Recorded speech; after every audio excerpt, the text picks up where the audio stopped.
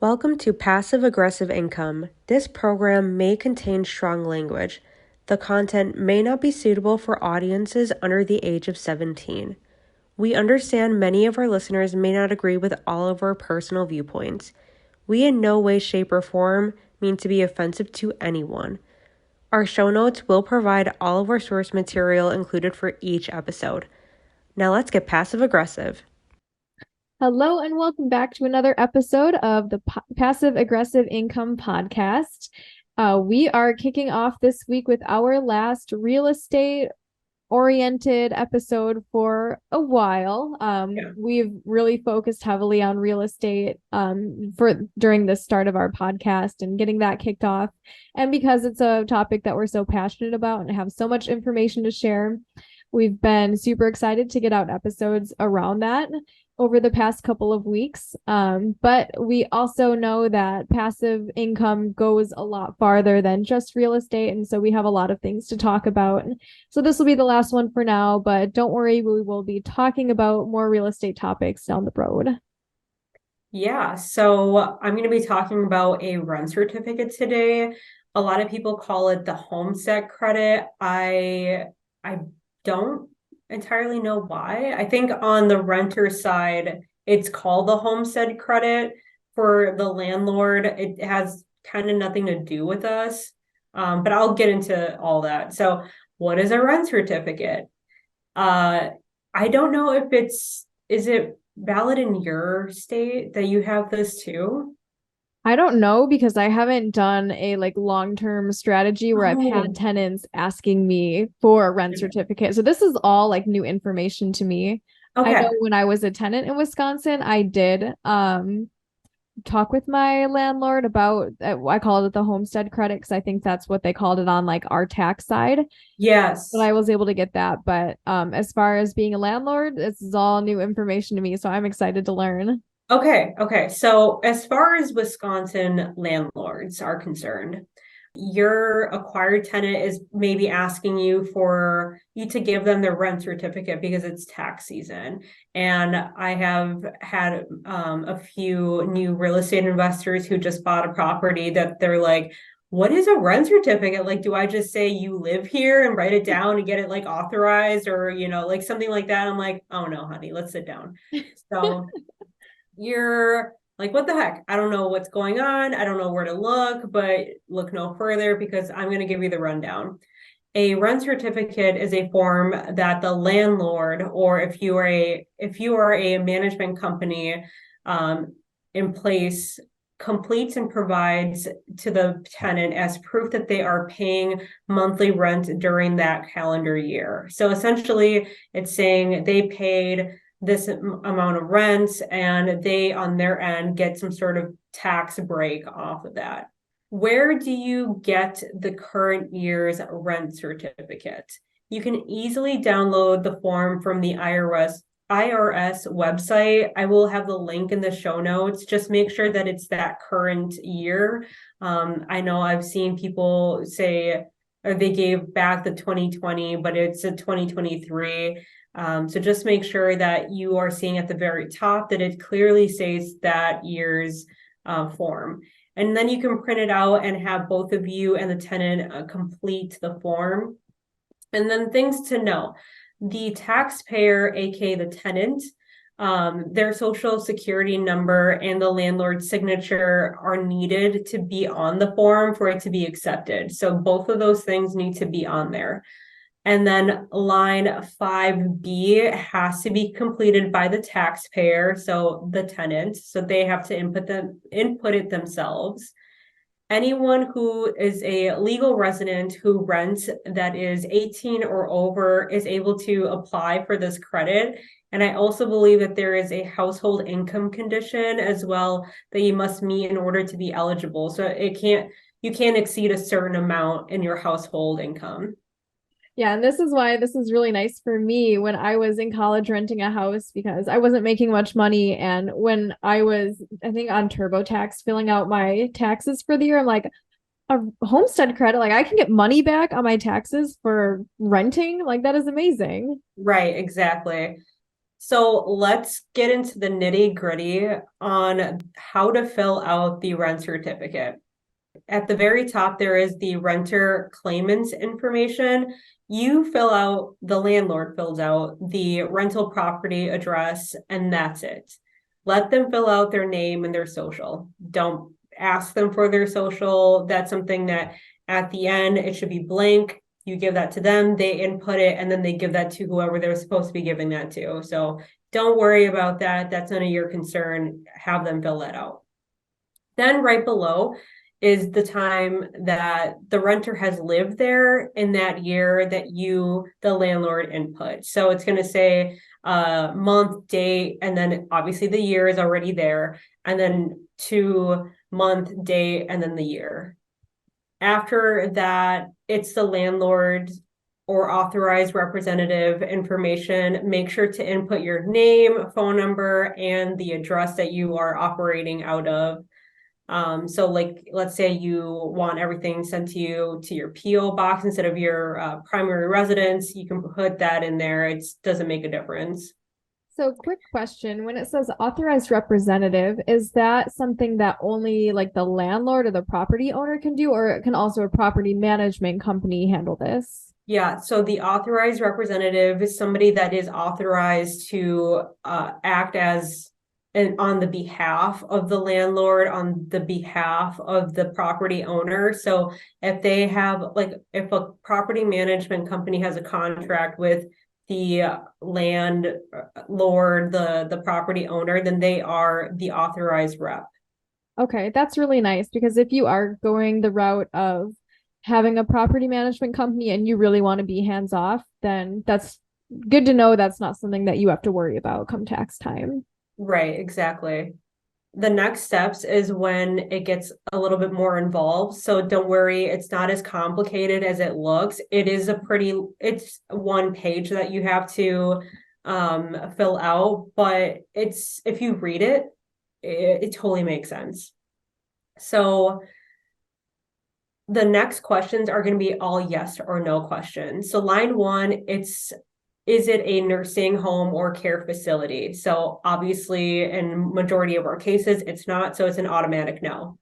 Line two, is the property subject to property taxes? This is always a yes, unless you, the landlord, know otherwise.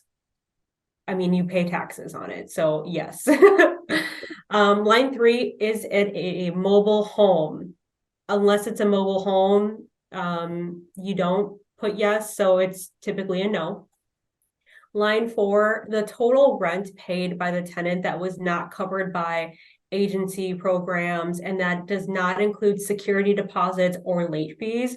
So it's just flat line rent. What did they pay in total is going to go on this line, which is everything that has been paid during the year altogether.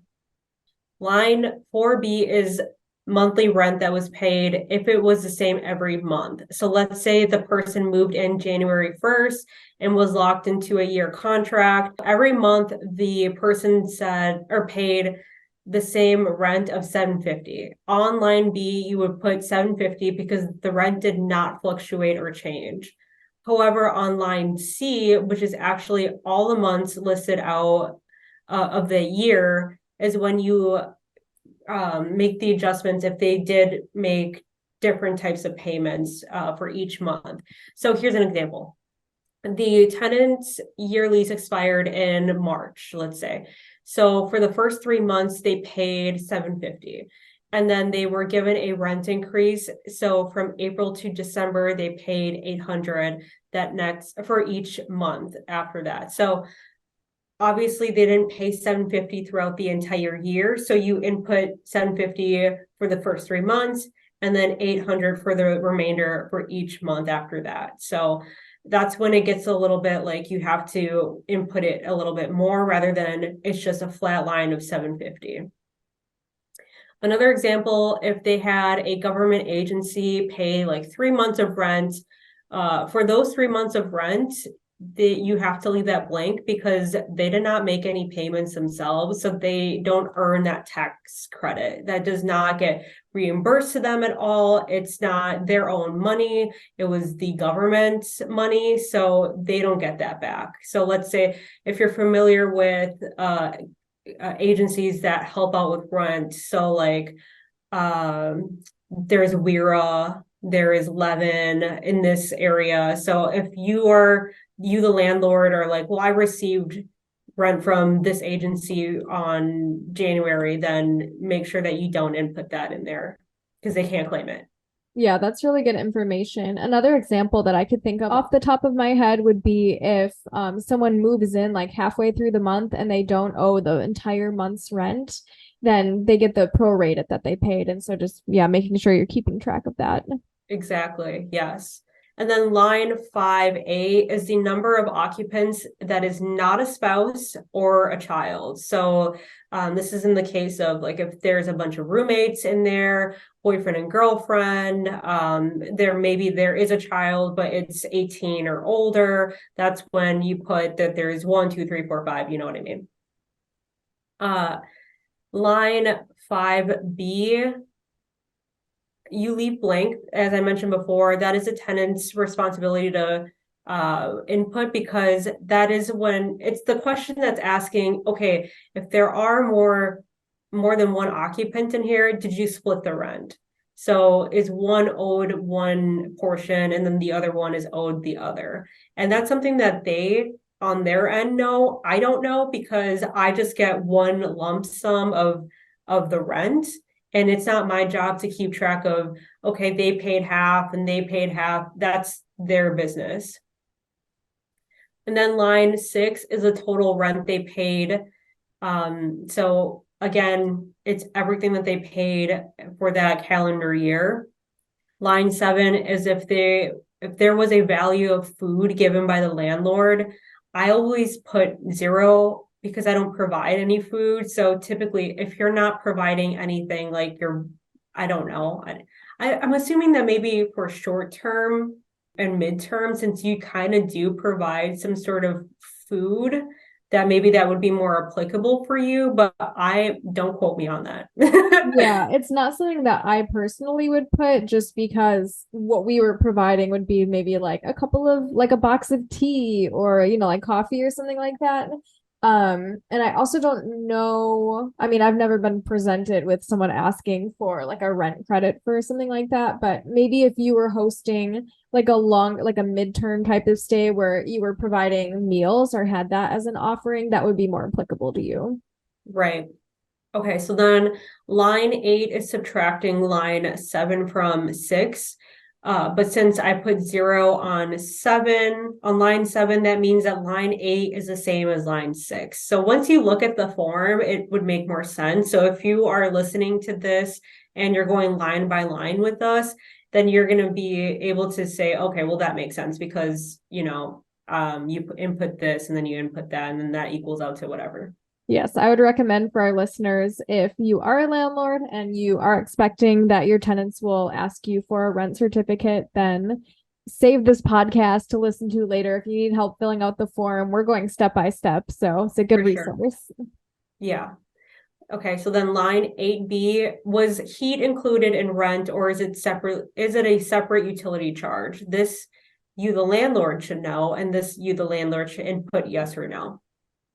Lastly, at the bottom of the second page, the landlord must sign, date, and print their name. The last page is something that the tenants complete on their own. It's just a breakdown of if the tenants split the rent, they have to divide it up on that third page. So what it looks like is there's a cover page, and that's page 1. And then the second page is what I just explained to you line by line. So it's everything that you input and then what the tenant inputs. And then the third page is completely on the tenant. Lastly, this can be given back to them via email or physical mail once you have completed the fields. You're not going to be giving it back to them with the social security number. So you can just send that on their way because it won't have that private information on there. So there is no like privacy when it comes to that. And their name isn't on there when you're filling it out. So the tenants have the responsibility to make sure they complete all the fields left blank themselves and to provide it to their tax preparer. You don't have to find them their own accountant or give it to their accountant directly. In fact, I suggest that you don't give it to their accountant directly because you don't know, like, I mean, you obviously could know, like, that is an accountant, but you just don't want to be held responsible for this form to be given to somebody that is not somebody that should be receiving it. So always just give it to the tenant that is requesting it, and there won't be any like gray areas in that. Make sure to write in pen so that the tenants aren't left to their own devices. You don't want them to be erasing things and then inputting their own numbers to make it look more favorable for themselves. So just make sure that you, the landlord, write it in, black pen, just so that it is uniform and for it to not be readjusted. That's just good advice. If you're filling out any sort of professional documents, just use pen. Make sure you are not leaving anything up to question or to be changed. Just be smart. Right. Yeah. Lastly, the form is not required for you to provide them unless they ask for it. If they do ask for it, you have to do it. If they do not ask for it, you don't have to worry about it. Like, I have not given a rent certificate to any of my personal renters because they have not asked for it. So it's not something that you have to go out of your way for unless they say, hey, where is my rent certificate? Then you're like, well, it's your responsibility because you're the landlord, and they, I'm assuming if they ask for it, they know that they're eligible for it. So you should be providing that to them without any hassle. Yeah, exactly. I was going to say it's not something that you should be providing to them because you don't know what their situation is or even if they'd be eligible. And they could get their hopes up then and be like, oh, cool, I get money back, when actually that's like not feasible for them. Right, exactly. So make sure that you're not leading them on with different things that for them to do. Make sure that they come to you for things like this. And that's basically it. That's a wrap. Now you know how to fill out a rent certificate and you're ready for tax season. If a tenant comes to you and say, hey, where's my rent certificate? You're gonna be like, bada bing, bada boom, I got it right here for you. Amazing. Thank you, Mims, for walking us through that. I'm sure if I end up getting, which I'm sure at some point I will, having like a long-term rental that's maybe our future tenants will be asking for something like this. I will have to do some research and see if it's applicable for Minnesota too, but I imagine it would be the same. So yeah, good information. We will leave the sources for the rent certificate. We'll leave a link in the show notes, both on YouTube and on Spotify podcasts. Yes. But thank you guys for coming along the ride with us while we talk about all things real estate. We covered so much. We covered midterm rentals, short-term rentals, long-term tenants, move in and move out processes, the rent certificate, our personal strategies, and all of the things. We covered so much, and yet it feels like we have just scratched the surface. Yeah, we still have a long way to go, but we have other interests and other things that we have been dying to cover. So we're just going to transition a little bit for however long it takes us, and then we will jump back when we are ready. I know that I still want to cover a few topics when it comes to real estate, like evictions and holdovers and resources in Wisconsin for tenants to look for when it comes to getting rental assistance. I know that's really big. It was huge when it was COVID, when there was COVID. So it's just good to know for those tenants that are struggling and you want to help them out and give them resources in order for you to get paid and for them to not go through the eviction process. Yes, other things we'll be covering in the future are like how to find a property. If you're going through a house showing, what are some big red flags that you should decide not to pursue the property, and all sorts of things like that. So we still have a lot to cover, but we are excited to move on to another topic next week. So tune in next Monday as usual. We'll be posting another episode, and thank you guys for being along on this ride with us. Woo, we did it. Passive Aggressive Income was written, recorded, edited, and produced by co-hosts and creators Mims and Lexi. We truly want to thank our listeners, collaborators, friends, and family that continuously support us for all the love we receive. If you enjoy our show, please give us a glowing rating and review on Apple Podcasts and Spotify. Also, follow us on Facebook and Instagram to see what we are up to. For any inquiries, please email passiveaggressiveincome2023@gmail.com. Episodes of Passive Aggressive Income are available wherever you listen to podcasts, so make sure to subscribe and like us on your favorite streaming platform.